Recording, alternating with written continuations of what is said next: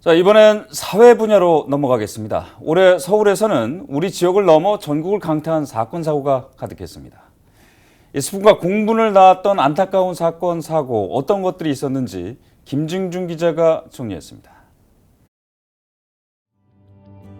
2020년 올 한 해 서울은 다사다난했습니다. 행복한 기억보다는 암울하고 답답한 기억이 더 많았을 거란 생각이 드는데요. 올해의 사건, 사고, 그리고 그 후의 이야기들 살펴보겠습니다. 먼저 성범죄의 심각성을 알리며 대한민국을 분노에 몰아넣었던 N번방 사건입니다. 텔레그램 N번방 사건은 아동 청소년을 포함한 여성 수십 명을 협박해 성착취 영상물을 올리고 텔레그램을 통해 판매, 유포한 사건이었는데요. 올해 3월 이 사건의 주범인 박사방 조주빈이 검거됐고 그의 신상이 공개됐습니다. 저에게 피해를 입은 모든 분들께 진심으로 사죄의 말씀을 드립니다.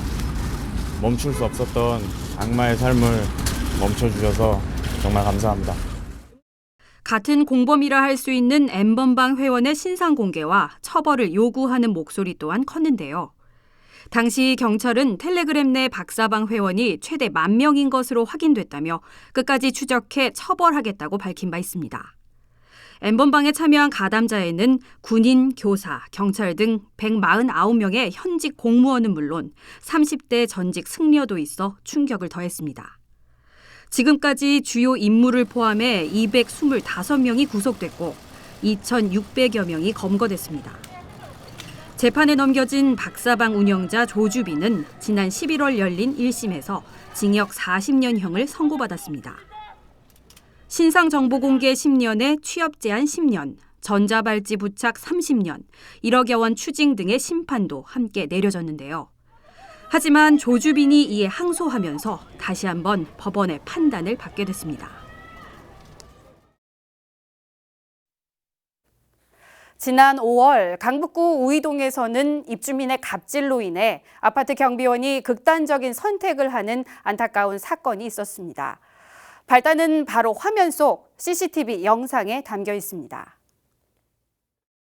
경비원 최 씨가 이중 주차되어 있던 자신의 차량을 밀어 이동시켰다는 이유로 입주민 A 씨가 경비원을 폭행하고 관리실로 끌고 가 경비원을 해고하라고 소리친 건데요.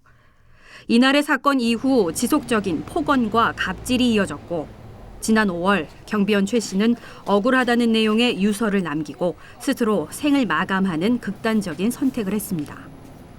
입주민의 갑질로 발생한 경비원의 죽음 앞에 주민들은 경비초소에 추모 공간을 마련했고 지역사회에서는 경비 노동자의 인권 보호와 안전을 요구하는 목소리가 커졌습니다. 이 사건을 계기로 올 하반기 강북구를 비롯한 도봉구, 송파구 등의 기초의회에서는 경비원의 고용 안정과 인권 보호를 내용으로 하는 관련 조례가 제정되기도 했습니다.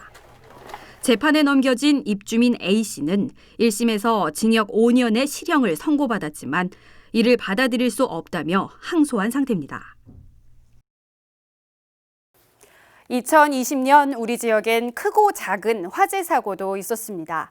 특히나 추석을 앞두고 일어난 청량리 청과물 시장 화재는 많은 이들의 마음을 아프게 했는데요. 화재는 추석을 열흘 앞둔 새벽 발생했습니다.